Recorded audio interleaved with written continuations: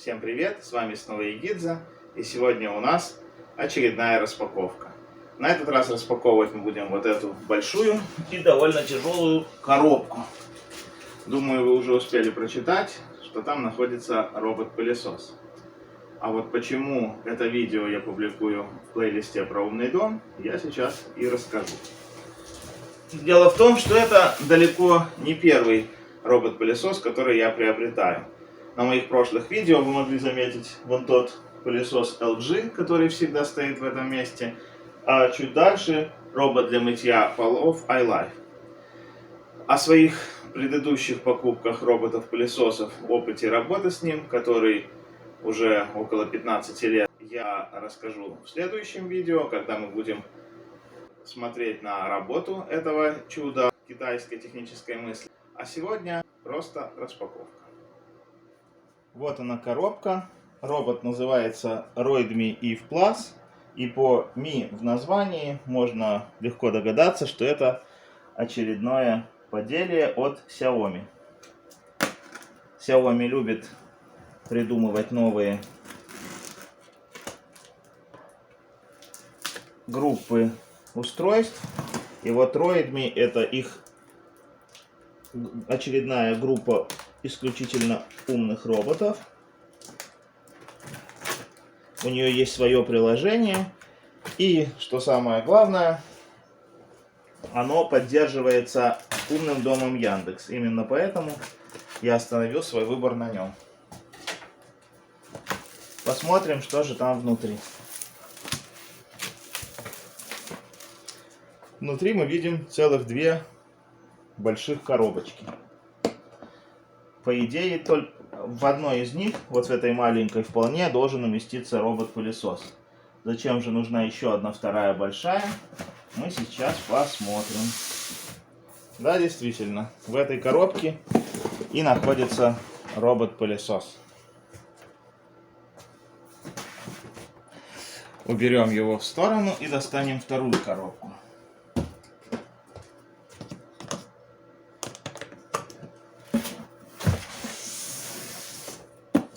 На ней тоже изображен робот-пылесос, но на этот раз вот с такой большой белой штуковиной. Вот она. Видимо, именно здесь она и находится. Это его базовая станция. Начнем с робота. Наверняка у вас уже есть у многих опыт общения с роботом-пылесосом. И вы знаете, что базовая станция обычно очень маленькая. Она нужна, чтобы робот мог найти ее и подзарядиться, когда у него садится батарея. Почему здесь такая большая, мы поглядим позже.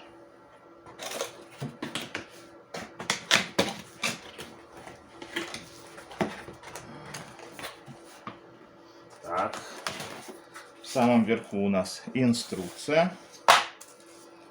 Вот такая. Посмотрим, что у нее внутри. Так, маленькая бумажечка, где рассказано о том, как скачать приложение и подключиться к нему.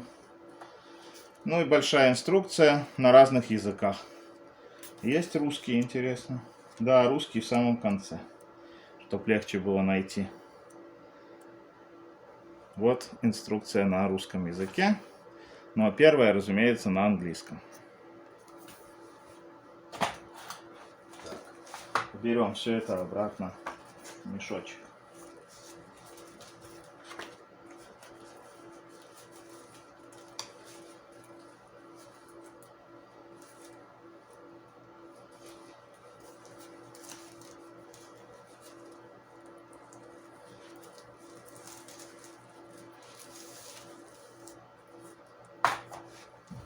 Так. Вот это, судя по всему, набор сменных салфеток. Это салфетки для протирания пола. Вот их довольно много. Я думаю, стоят они недорого. Можно, если что, купить еще, когда закончатся. Они одноразовые.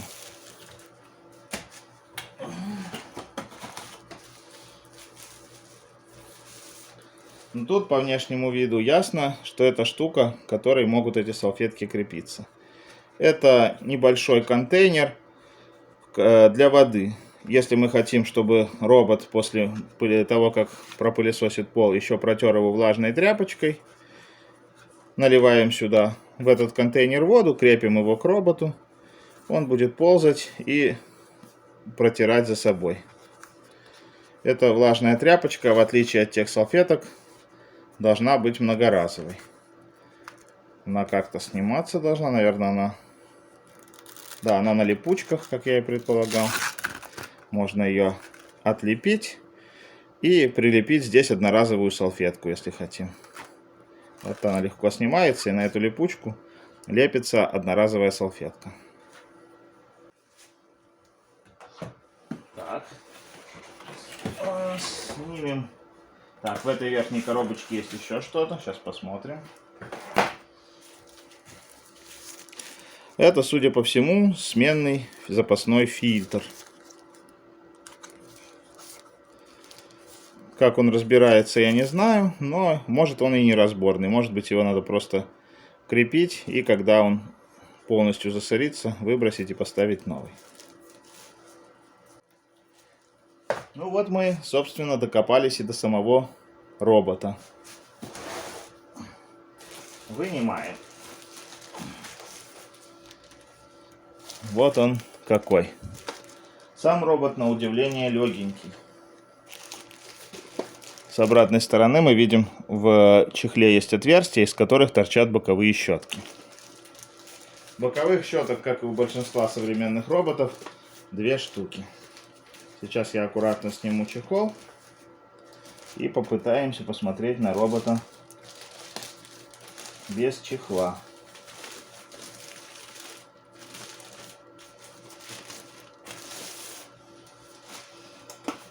Вот он какой.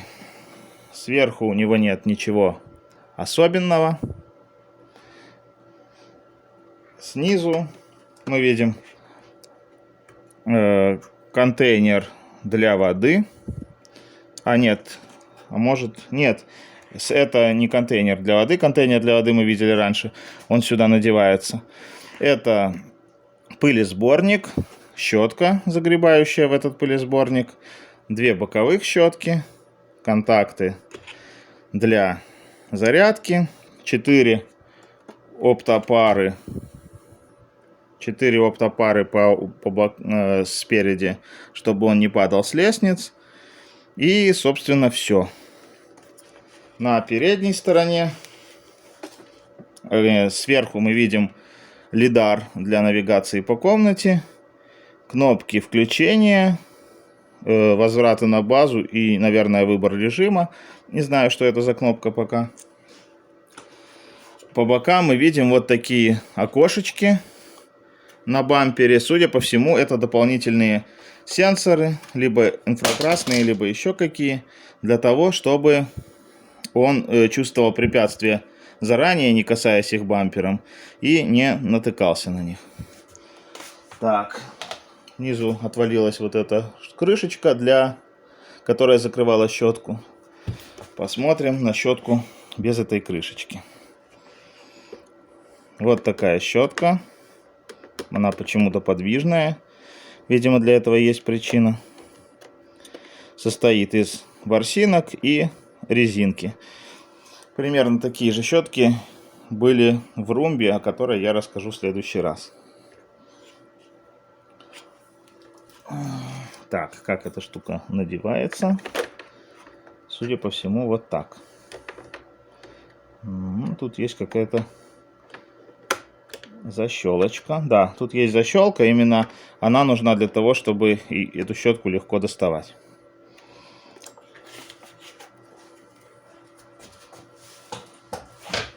Так, в этой коробке, похоже, ничего больше нет. Уберем ее в сторону и посмотрим, что у нас во второй коробке.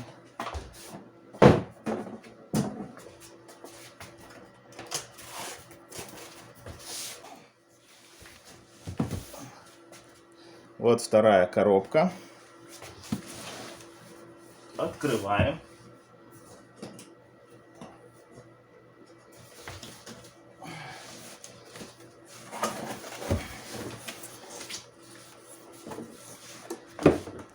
Еще. Так. Теперь, похоже, ее нужно вынимать.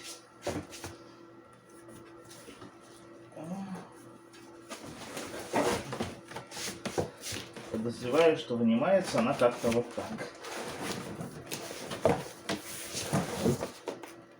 Вынули и смотрим. Она удерживается двумя вот такими картонками. Аккуратно снимаем картонки и смотрим, что же там внутри.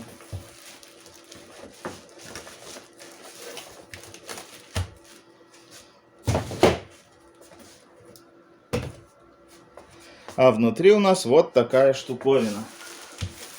Как я и говорил, это база. Почему она такая большая?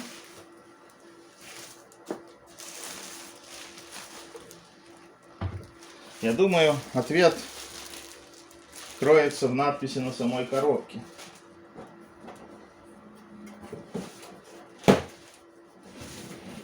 На коробке большими буквами написано, что это не просто база, а сборщик пыли. То есть, кроме маленького пылесборника, который находится на роботе, вот он, есть большой пылесборник, это база. Сзади мы видим специальные отверстия, через которые робот пыль отдает базе, когда у него наполнится пылесборник.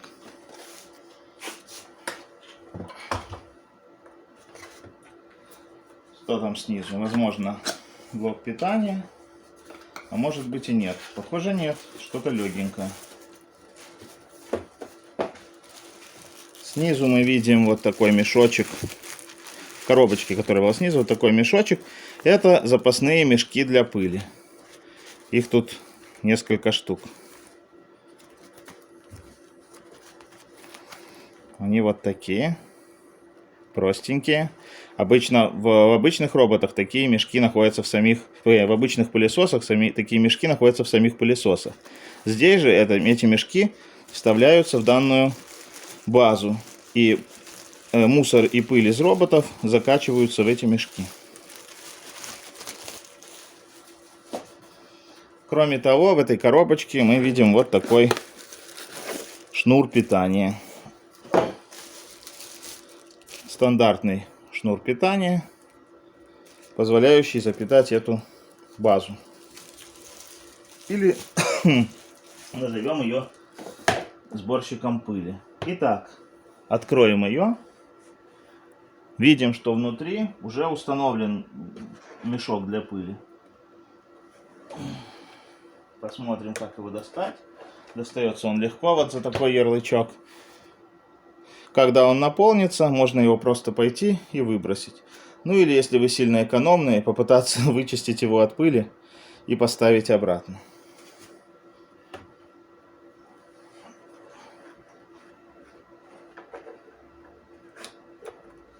Кроме него, здесь вот такая вот щеточка, чтобы что-нибудь чистить. Как интересно, она отщелкивается легко. Вот такая щеточка. Здесь щетка, здесь какое-то странное лезвие. Почитаю инструкцию, выясню, зачем оно нужно. Что-то им, видимо, надо подрезать. Так, ну что ж, внутри мы видим отверстие, через которое будет выкачиваться пыль, и два контакта для зарядки. Поскольку на эту базу робот встает не передом, а задом, у робота есть два контакта для зарядки. Два снизу, как у обычных роботов, чтобы становиться на обычные базы, и два сзади для того, чтобы подъезжать к этой станции и заряжаться, пока она выкачивает из него мусор и пыль. Ну что ж, напоследок попробуем прикрепить к нему вот этот вот бак с водой для мокрой тряпочки. Судя по всему, он на магнитиках. Вот эта вот же металлическая штука Сильно напоминает магнитик. Попробуем прицепить.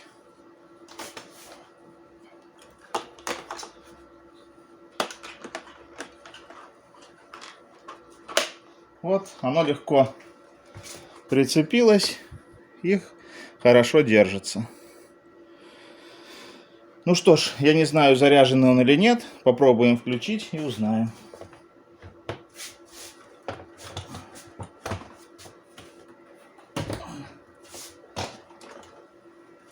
По бокам видны явно ярлычки, которые изолируют батарею. Попробуем их выдернуть, для того, чтобы батарея подключилась.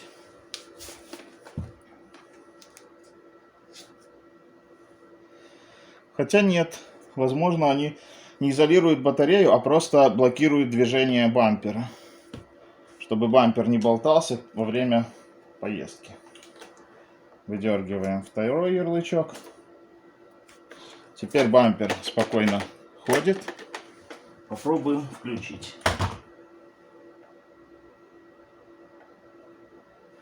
Ну, лампа загорелась и мигает. Видимо, он... Да, в него загружалась операционка. Наверное, уже загрузилась. Попробуем.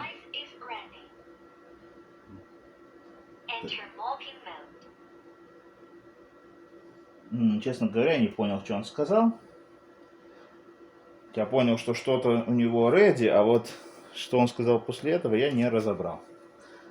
Так, пробуем нажать кнопку. Ну все, запустился. Останавливаем. Ну все, я думаю, мы все увидели, все посмотрели.